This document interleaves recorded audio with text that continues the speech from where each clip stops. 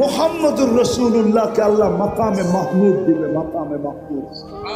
ফাতাহাজ্জাত বিহি নাফিলাতাল লাক আসা আইয়াব আসাকা রব্বুকা মাকামান মাহমুদা।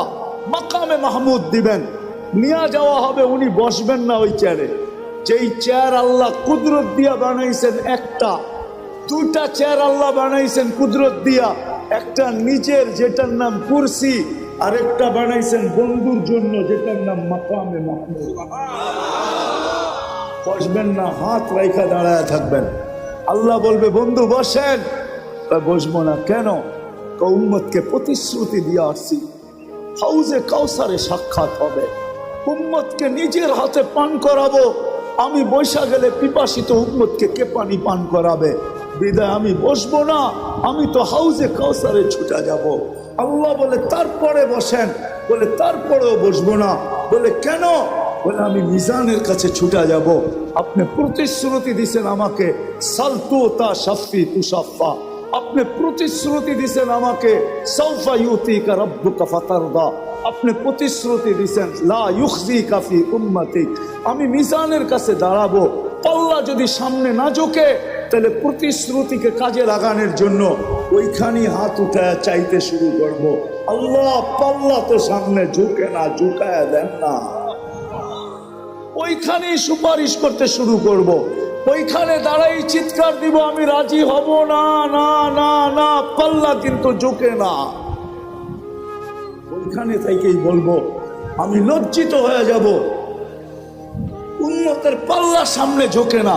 আল্লাহ বলে তারপরে বসেন, তারপরও বসবো না। বলছে কেন? মিসা পুলসিরাতের ওইখানে ছুটা যাব। উম্মত যদি পার না হইতে পারে, জীবনে যদি একবারও আমার উপরে দুরুদ পড়া থাকে আর ইমানের সাথে আইসা থাকে, তো আমি দুরুদের গাট্টি দিয়া পার করায় দেব। বলছে তারপর 3 জায়গায় আমি দৌড়াইতে থাকবো, হাউজে কাউসার, মিজান, পুলসিরাত, হাউজে কাউসার, মিজান, পুলসিরাত। এই জন্য ইবনে আব্বাস থেকে রওয়ায়াত পাওয়া যায় কিয়ামতের দিন আপনাকে কোথায় পাবো?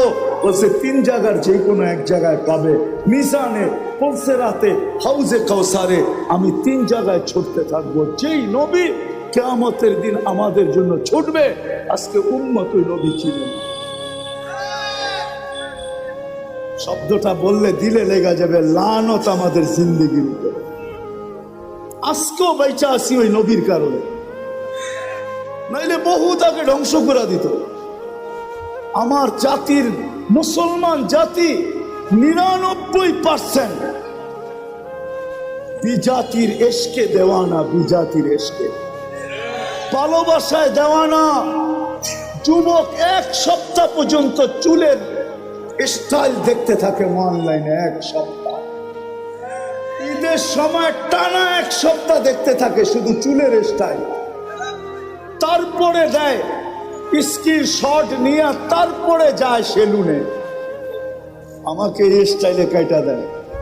আজ পর্যন্ত এখানে এক যুবক পায়ে হাত রাখি তোমাদের, একজনও নাই যে নবীর স্টাইলে একবার চুল কাটছে, একবার না। আমরা কাটছি, সেলুনে যায় বলছে ছোট করে কাইটা দিও, নাহলে বড় করে। আজ পর্যন্ত বলি না নবীর স্টাইলে কাইটা দাও, বা মনে মনেও ভাবি নাই আজকে চুলটা নবীর স্টাইলে কাটবো। কোরআন বলছে মুকাসসিরিন, ছোট করে কাটো। আমি নবীর স্টাইলে কাটা নিব ছোট করে, নিয়ে তো মনে মনে করি নাই। অথচ যদি করতাম, যুবক কিয়ামতের দিন হাত পাতা সুযোগ হতো, যদি দেখা হতো, হবে নিঃসন্দেহে তুমি হাত পাততে পারতে যে আমি জীবনে কিচ্ছু করতে পারি নাই, একবার আপনার স্টাইলে আমি চুল কাটছি, আমাকে কি দিবেন? দেন না। হইতে পারে রব্বে কাবার কসম, একবারের চুল কাটায় ওই কিনারাহীন দয়ার সমুদ্রের ভিতরে কোনো কিনারা নাই। ওইটার কিনারা যদি থাকতো তাহলে কোরআন রউফুর রহিম বলতো না। ওলামা একমত, রউফুর হারিসুম বিল মুমিনিনা, এটা নবীজির সিফত, আল্লাহর সিফত। আল্লাহ বন্ধুকে নিজের সিফত দিছেন, কিনারাহীন দয়ার সমুদ্র। হইতে পারতো তোমাকে একবার চুল কাটায় তোমাকে জান্নাতে নিয়ে দিবে। আমার হাত পাতার সুযোগ হতো। আমি তো সারা বাংলাদেশে চিৎকার দেই, আজ পর্যন্ত তো একটা মেসেজ পাইলাম না যে কোনো মা বোন জীবনের প্রথম সাজ যেটা হয় আর কি, সাজ, বাসর ঘরের সাজ, আজ পর্যন্ত আমার এই লাল সবুজের পরিধির ভিতর থেকে আজকে 3-4 বছর চিল্লাইতেছি, কোথাও থেকে একটা মেসেজ পাই না যে কোনো মা বোন এই মেসেজ পাঠাইছে যে আমার বাসর ঘরের শ্বাসটা ফাতেমার মতো ছিল। সে যায় পার্লারে বলছে, বা বান্ধবীদেরকে বলছে, বা প্রতিবেশীদেরকে বলছে, বা ঘরের মানুষকে বলছে আমাকে সাজাও, কোনো আজকে আপত্তি নাই, কিন্তু আজকের শ্বাসটা যেন আমার ফাতেমার মতো হয়। ফাতেমাও তো বাসর ঘরে সাজছে, কেননা কিয়ামতের দিন ফাতেমার হাতে ঝান্ডা থাকবে মহিলাদের, এদের ঝান্ডার নিচে হয়ে জান্নাতে যেতে পারবে। আমি একদিন সাইজা তার পাশে দাঁড়াইতে চাই, যদি জিজ্ঞাসা করে তুই আসলি কেন, তখন যেন হাসি দিয়া বলতে পারি কিছু তো নাই বটে, কিন্তু বিয়ের বাসর রাতের শ্বাসটা আপনার মতো ছিল, এই জন্য চলে আসছে। আজ পর্যন্ত পেলাম না। যা হোক, কথা লম্বা হয়ে যেতেছে। আল্লাহর রসুলকে মানলেই চলবে, কিন্তু এখানেও একটা প্রশ্ন আছে। আমাদের নবীজিকে তো আল্লাহ 63 বছর বয়স দিয়েছেন, 2-4 হাজার বছর বয়স দিতেন, তাইলেও তো মনটাকে বুঝাইতে পারতাম, ঠিক না? 2-4 হাজার বছর বয়স দিতেন, মাত্র বয়স দিয়েছেন 63 বছর। বন্ধুকে তো নিজের কাছে সফর করায় নিয়ে গেছেন, একবারে পাশে বসায় দিছেন। দুনিয়ায় তো তবুকের আগে সফর করার নাই। সারা দুনিয়াটা একটু ঘুরাইলেও তো আমরা বলতে পারতাম যে আমাদের বাংলাদেশও নবীজির পা পড়ছে, ঠিক না? সারা দুনিয়াটা তো ঘুরাইলেন না, 63 বছর বয়সে বন্ধুকে উঠায় নিয়ে গেলেন। এখন মানবো তো মানবো কাকে? কোরআন আমাদেরকে দিক দেখায়, ওয়া উলুল আমরি মিনকুম ওয়া আওরাসনাল কিতাবাল্লাযীনা ইসতাফাইনা মিন ইবাদিনা। কিয়ামতের সকাল পর্যন্ত আল্লাহ বন্ধুর উত্তর সুরি রাখবেন, আল্লাহর উত্তর সুরি রাখবেন।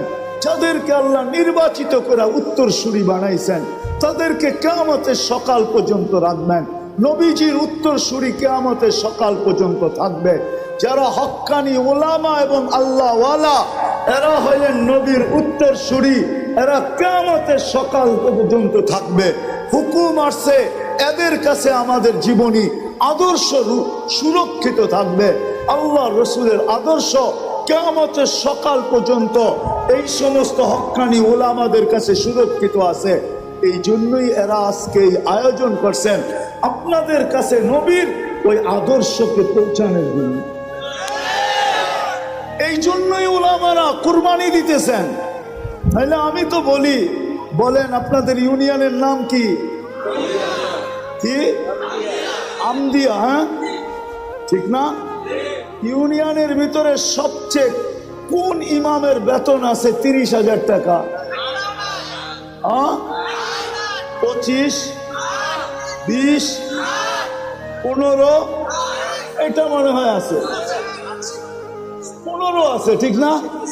হ্যাঁ, আচ্ছা না, 15 মাইনা নিলাম, কিছু বাদ দেন, 15 আছে, ঠিক না? কিন্তু আমদিয়াতে যদি অটো চালায় কয় টাকা কামানো যায়? কত? 20-25 হাজার, ঠিক না? মাইনা নিলাম 20,000, তাহলে 15,000-এর থেকেও 5,000 বেশি হলো 20,000, ঠিক না? হ্যাঁ, তাহলে হুজুররা অটো চালায় না কেন? অটো চালাইতে কি আমেরিকার থেকে প্রশিক্ষণ নিয়ে আসতে হয়, না ঢাকা ইউনিভার্সিটির ডিগ্রি থাকতে হয়? কোনটা? একটাও না, খালি কিনা নামলেই হয়, ঠিক না? কয়েকদিন একটু ধাক্কা ধুক্কা খাইব, তারপরে ঠিক হয়ে যাব, ঠিক না? এটাই তো। তাহলে হুজুররা কেন চালায় না বলেন? মাল তো সবার কাছেই প্রিয়, ঠিক না? হ্যাঁ হ্যাঁ, উনি কেন 15,000-এ বয়ে আছে, উনি কেন 10,000-এ বয়ে আছে, উনি কেন 7,000-এ বসে আছে, উনি কেন 8,000-এ বসে আছে? কেন? আমাকে যুক্তি দিয়ে বুঝান। আমার কাছে দলিল লাগবে না, যুক্তি দিলেই হবে। বুঝান কেন? ওনার কি সংসার নাই? ওনার কি বিবি বাল বাচ্চা নাই? বরং আমাদের চেয়ে ওনাদের বাচ্চা কাচ্চা বেশি, ঠিক না? আমরা তো কই দুইটা হইলেই কি, আমরা তো কই দুইয়ের বেশি নিয়েন না, মায়ের স্বাস্থ্য ভাঙেন না, ঠিক না? ওনারা তো কয় আল্লাহ যত দেয় দেখ, ঠিক না? হ্যাঁ, কারো 7টা 8টা ডজনও আছে, ঠিক না? কি কন? হ্যাঁ, তারপরও 7,000 8,000 পরে আছে কেন? মাথা নষ্ট। হ্যাঁ, তাহলে তো ওনার পিছে নামাজও হবে না, পাবনা নিয়ে যেতে হবে। কেন? দায়িত্ব কাঁধে, এই জন্য পড়ে আছে। দায়িত্ব কাঁধে, কাঁধে দায়িত্ব। দিলের ভিতরে ওই ব্যথা, ওই ভয় যে যদি ছেড়া চলে গেলাম, উম্মতকে দেখলাম না, তাইলে কালকে কিয়ামতের চেহারা কিভাবে দেখাবো? দায়িত্ব কাঁধে, দিলে ভয়, চোখের সামনে জান্নাত ঝলঝল ঝলঝল করে, চোখের সামনে জান্নাত, এই জন্য 8,000 টাকা করে আছে। তো যেটা বুঝাইতেছিলাম, জীবনটা নিজ ইচ্ছায় আছি নাই, নিজ ইচ্ছায় যাব না, চিরদিন থাকবো না, এই জীবনটা গড়া যেতে হবে। করার জন্য আল্লাহ কিয়ামতের সকাল পর্যন্ত ওলামাদেরকে নির্বাচিত করছেন, আল্লাহ ওয়ালাদেরকে নির্বাচিত করছেন। এরা আল্লাহর পক্ষ থেকে নির্বাচিত। যদি করতে চাই তাহলে এদের সাথে নিজেকে সংযুক্ত করতে হবে।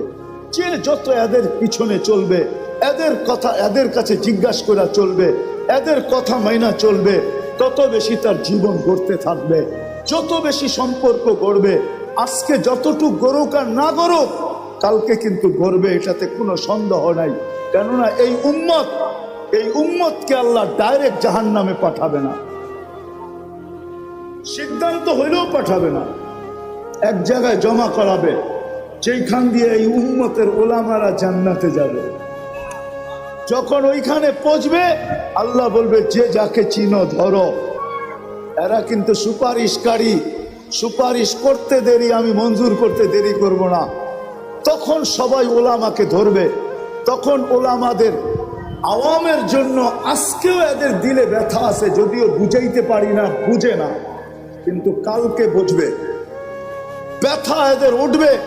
এরা আল্লাহকে বলবে, আল্লাহ আমাদের এলাকার, আমাদের ইউনিয়নের, থানার পরিচিত, এদেরকে না দিলে আমরাও জান্নাতে যাব না। আল্লাহর রহমত জোশে উঠবে। তখন আল্লাহ বলবে যে যাকে নিতে চাও নিয়ে যায়। এই জন্যই তো আমি বড় জোর দিয়া বলি, আমার জাতি যদি ওলামাদের পিছনে চলতো, ওলামাদের সাথে চলতো, তাইলে বর্তমানে বাংলাদেশে যেই কজন ওলামা আছে আর যেই কজন মুসলমান আছে, আমাদের বাগে মাত্র ৭৭ জন করে পড়ে। কয়জন? কয়জন? একজন ওলামা নিয়ে যাবে 400 জন। কয়জন?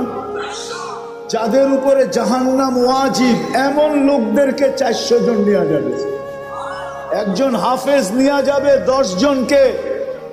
আমি হাফেজেরটা বাদই দিলাম, ওলামারটা ধরলাম শুধু। ৭৭ জন পড়ে।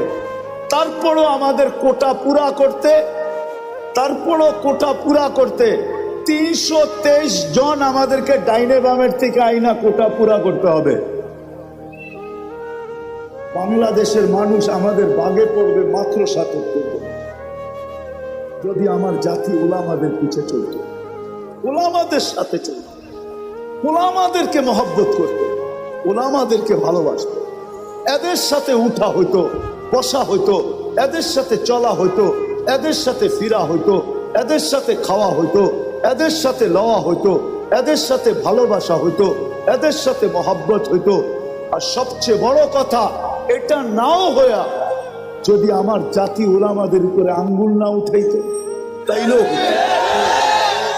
যদি আঙ্গুল না উঠাইতো, পায়ে হাত দিয়া বলি তওবা করেন, যদি উঠে থাকেন তওবা করেন, সামনে প্রতিজ্ঞা করেন চলতে না পারলেও আঙ্গুল উঠাবো না। কেননা এই আঙ্গুল মিস হবে না। প্রজেক্টর খালি দুনিয়াতে নাই, কিয়ামতের দিন আল্লাহ বড় বড় প্রজেক্টর লাগাবে, কুদরতি প্রজেক্টর। আপনার আঙ্গুল বারবার আপনার সামনে আসবে যে তুমি আঙ্গুল উঠাইছো। ওই দিন সুপারিশের অধিকার, সুপারিশ আপনার পক্ষে যাবে না। পায়ে হাত দিয়ে এই জন্য আমি বলি, আপনি চলতে না পারেন আমার কোনো আপত্তি নাই, কিন্তু খোদার ওয়াস্তে কোনোদিন আলেমদের উপরে আঙ্গুল উঠায় না। আজকে কিছু হবে না এটা আমি মানি, আজকে কিছু হবে না, আজকে আপনার কার্ডই চলবে, আমার কার্ড চলবে না, আমি মানি, কিন্তু কাল কিয়ামতের মাঠে এই আঙ্গুল উঠবে।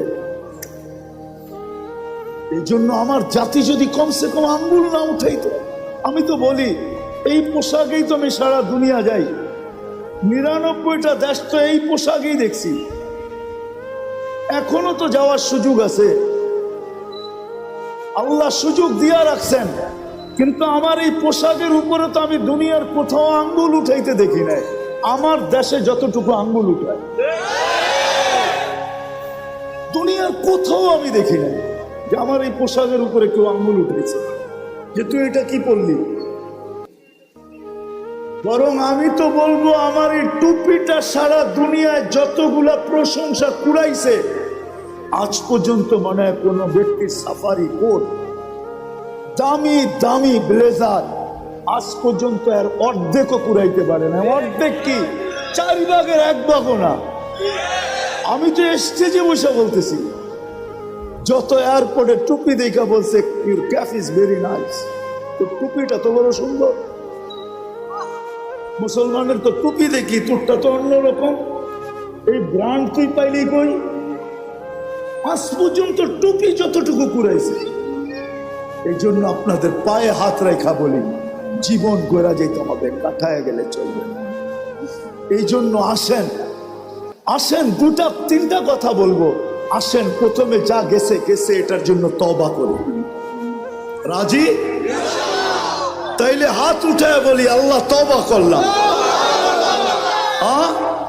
দ্বিতীয়, আজকের থেকে হক্কানি আলেম আল্লাহ ওয়ালাদের সাথে চলবো। তৃতীয়, আজকের থেকে কখনো নামাজ ছাড়বো না। চতুর্থ, বর্তমান প্রেক্ষাপটে ইসরায়েল ফিলিস্তিনের দিকে তাকায়া বর্তমান প্রেক্ষাপটে আমরা প্রতিবাদ করতেছি, এতটুকু যথেষ্ট না। আমরা প্রতিরোধ করতে পারতেছি না, প্রতিবাদ করতেছি, এতটুকু যথেষ্ট না। প্রতিরোধ ওরা করতেছে, যেখানে গাজায় আছে ওরা প্রতিরোধ করতেছে, আমরা কি করতেছি? প্রতিবাদ করতেছি, এতটুকু যথেষ্ট না। আরো 2টা কাজ আমাদের করতে হবে, তাইলে যদি সম্পূর্ণ হয়। ডোজ পরিপূর্ণ হইলে তারপরে ওষুধ কাজ করে। আরো 2টা কাজ আমাদের করতে হবে, যদিও এখানে একজনও নাই। আজকে 2 সপ্তাহের উপরে চলছে গাজার সাথে ইহুদিদের সাথে যুদ্ধ, আমরা প্রতিবাদী করে যেতেছি, ঠিক না? আজকে এই মজমায় কয়জন আছে যে আমি এই প্রথম দিন থেকে আজ পর্যন্ত ডেলি এদের জন্য 2 রাকাত নফল নামাজ পড়তেছি? আমি ওলামাদের পায়ে হাত রাখা বলবো, ওলামাও নাই যে ডেলি আমি 2 রাকাত নফল করতেছি। অথচ আল্লাহর হুকুম ছিল আস্তাইনু বিসসবরি ওয়াসসালাহ, আমার কাছে সাহায্য চাও নামাজের মাধ্যমে। বিদায় আপনাদের পায়ে হাত রাখা বলবো, প্রতিবাদ যত খুশি করেন, আমার কোনো আপত্তি নাই, আমি এটার বিরুদ্ধে না, পক্ষে। কিন্তু সাথে সাথে বলবো, আজকের থেকে যতদিন পর্যন্ত এটা মীমাংসা না হয়, আমরা ডেলি 2 রাকাত সালাতুল হাজত পড়ব। কে কে পড়বেন দেখি? দ্বিতীয় শেষ, এটা 5ম নম্বর, শেষ হাদিসে আছে as-সাদকাতু তারুদ্দুল বালা, সমস্ত বিপদ সদকা দ্বারা দূরীভূত হয়। মুসলমানের উপরে এর চেয়ে বড় কোনো বিপদ হইতে পারে না, যেটা বর্তমানে গাজায় চলতেছে। এর চেয়ে বড় কোনো বিপদ মুসলমানদের উপরে বর্তমানে হইতে পারে? আপনি কি মানেন এর চেয়ে কোনো বড় বিপদ আছে? যেখানে বাইতুল মুকাদ্দাসকে গিলা খায়া ফেলতে চাইতেছে, প্রথম কেবলা, এর চেয়ে বড় বিপদ কি হইতে পারে? তাইলে এই বিপদকে দূর করার জন্য আজকের থেকে আমরা 1 টাকা সদকা করবো, 1 টাকা করবেন? দেখি কে কে করেন। আমি আপনাদেরকে পদ্ধতি বইলা দিতেছি, পদ্ধতি সহজ। ডেলি 1 টাকা দেওয়া মনে নাও থাকতে পারে। আপনি 10 দিনের নিয়ত করে 10 টাকা দিয়ে দেন, 30 দিনের নিয়ত করে 30 টাকা দিয়ে দেন, সদকা করেন। শুধু প্রতিবাদ করলে চলবে না, এর বেশি আপনার আমার কাছে করার কিছু নাই। আপনি চিৎকার দিলেও কোনো লাভ নাই, রক্ত মাথা ফাটাইলেও কোনো লাভ নাই, কেননা বহুত দূর। আমরা প্রতিবাদ করতে পারি, কিন্তু আমরা 2টা প্রতিবাদের সাথে সাথে আরো 2টা জিনিস করি। একটা হলো সালাতুল হাজাত, নামাজ পড়ি, আর আল্লাহকে কানে কানে বলি, আল্লাহ আবাবিল ঘুরতে দেখি কবে কাজে লাগবে।